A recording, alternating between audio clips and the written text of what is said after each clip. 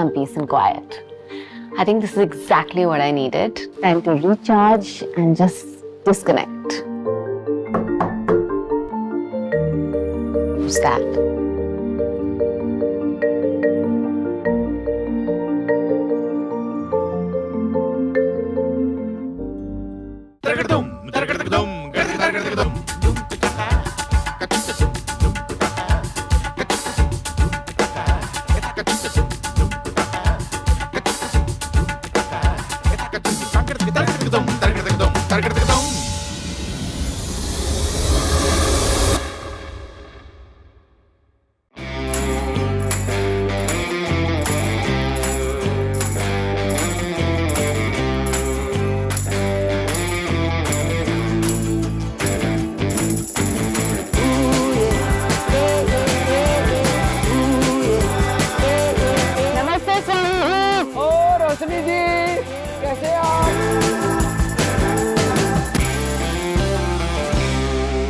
औरत का जीवन काफी संघर्ष से गुजरता है।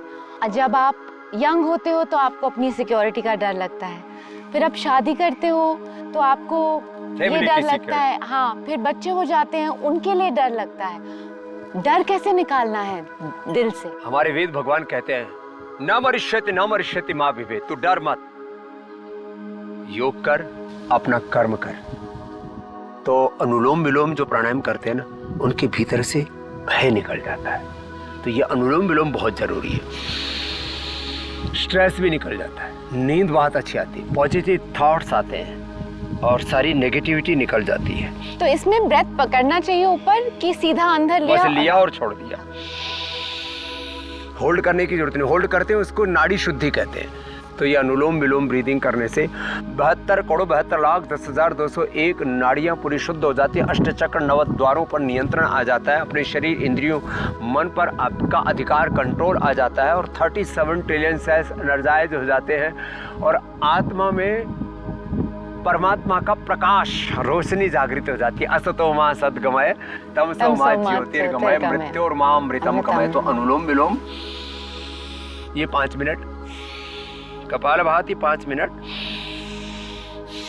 और 3 से 5 बार भ्रामरी उद्गीत कर लें तो एकदम डिस्ट्रेस हो जाते हैं। ऑटोमेटिक मेडिटेशन ट्रेंस में चले जाते हैं। बड़ा जबरदस्त है। देखो ऐसे कान अंगूठी से बंद, मुख भी बंद, ओंकार का नाद नासिका से, पहले उंगली माथे पर, शेष 3 उंगलियां आंखों पर और चेहरे पर, ऐसे लंबा गहरा श्वास भर के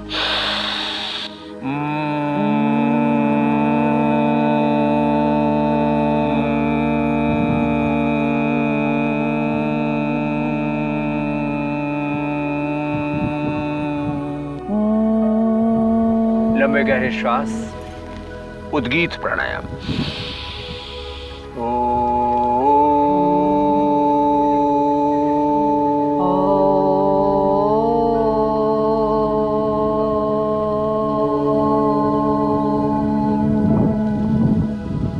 कुछ देर के लिए फिर रोशनी जी मेडिटेशन, श्वासों के साथ दृष्टा ध्यान, दृष्टा होकर साक्षी विटनेस होकर के देह को, शरीर, इंद्रियों, मन, प्राणों को देखा और जितना श्वास सूक्ष्म होता चला जाएगा, कहते हैं ना एक एक श्वास गिन के दिया परमात्मा ने, तो श्वासों के साथ जैसे ही गहरे उतरते हैं आप अपने स्वरूप में, अपनी निजता में, अपने सेल्फ में उतर जाएंगे और अपने सेल्फ में अनलिमिटेड हैप्पीनेस है, अनलिमिटेड पीस है।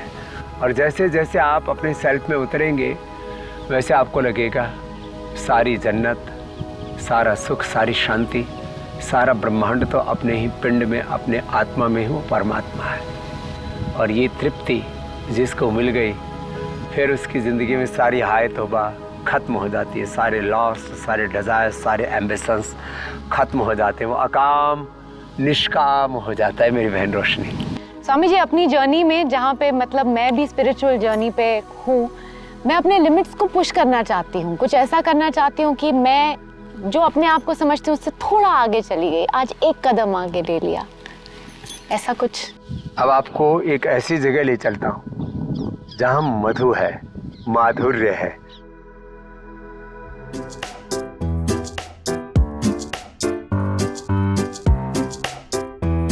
स्वामी जी ये क्या है? टास्क बड़ा कठिन है। मधुमक्खियाँ करीब 3 किलोमीटर तक से जाकर के मधु कलेक्ट करती हैं। अब उनको ऐसा लगता है उनका कोई घर उजाड़ने आया है। मधुमक्खियाँ तो वो जो है कहीं आपकी जिंदगी ना उजाड़ दे। ये आगे पीछे घूम रही है मेरे, तो आई एम स्कैर्ड। ये पहन लो पहले, तो आपका प्रोटेक्शन हो जाएगा और मैं भी पहन लेता हूँ। पता लगा सोचा मैं मेडिटेशन करने आई हूँ तो फियर फैक्टर हो रहा है। हाँ। तो हमें मधुमक्खी की तरह जहाँ से भी सद्गुण मिले उसको जीवन में धारण करना है। चारों ओर से वेद का मंत्र है, आनो भद्राः क्रतवो यन्तु विश्वतः। चारों ओर से हमें शुभ को जीवन में धारण करना है, शुभ का आधान करना है, उसी से ही जीवन में दिव्यता आती है। तो स्वामी जी, जो डेली हमको कभी कभी नेगेटिविटी होती है या डर होता है या कोई चीज़ें आती हैं जो आपके मन को रूठा कर देती हैं, आगे कैसे जाना है उनके? सबसे बड़ा उपाय है नेगेटिविटी से, डर से, नैराश्य कुंठाओं से बाहर निकलने का, वह है उत्साह। सत्व कहते हैं इसको। भगवान राम तो वनवासी थे, रावण के पास तो अपरिमित साम्राज्य था। राम ने रावण पर विजय पाई तो संसाधनों से नहीं, सत्व से। तो महाराजा भोज ने लिखा है, कार्य सिद्धि ही सत्य भवति महताम नोपकरणे। जीवन में सत्य की सफलता की, विजय की प्राप्ति सत्व से, उत्साह से होती है, पराक्रम से, संसाधनों से नहीं। तो अपने कर्मों पे हमको फोकस करना चाहिए। तो आज वाला कर्म कर लेते हैं। पता लगा कि नहीं तो मधुमक्खियां आपके चारों ओर से घुस गई। मुझे नहीं पता मैं ये कर पाऊंगी कि नहीं। तो थोड़ा ट्राई कर लेते हैं। क्या करना है? इसके अंदर मधुमक्खियां हैं। मधुमक्खी? स्वामी जी मैं कोशिश तो करो। ओके। हाँ, थोड़ा सा डीप ब्रीदिंग। हाँ, डीप ब्रीदिंग करके। नो, एक मिनट रख दो। थोड़ा हम लोग वो आपने सिखाया था ना, अनुलोम भस्त्रिका कौन सा करना चाहिए? लंबे श्वास लो और मन में संकल्प करो कि हम मधुमक्खियों को कोई नुकसान नहीं करने वाले। उन तक भी मन के वाइब्रेशन पहुंचते हैं। तो हम ना मैं इंस्टाग्राम पे एफर्मेशंस करती हूँ पॉजिटिव बनाने के लिए और पॉजिटिव चीजें अट्रैक्ट करने के लिए। अपने आप को ही अपने आप से उभारना, आत्म संयम योग कहते हैं श्रीमद् भगवद गीता में से। तो इसमें आत्म सहयोग और आपका सहयोग लेके एक एफर्मेशन है कि जैसे आपने कहा, I intend no harm to these beings. हाँ, तो फिर ये आपको कोई हार्म नहीं करेंगे। And I love and accept divine blessings. Yes. And I am ready. कोशिश करो धीरे से।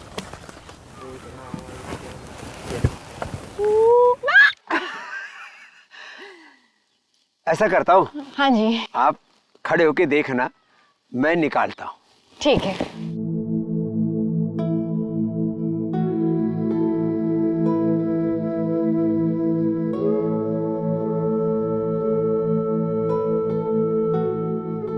अनबिलीवेबल।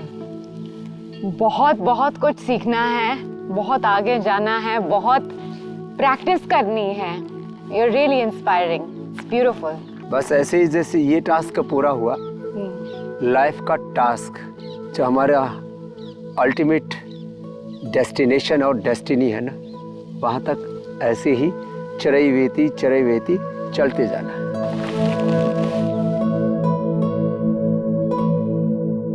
यहाँ पे आके it's really been a kind of eye-opening experience, जहाँ पे mind, body and soul have all come into alignment. Swami ji is just amazing.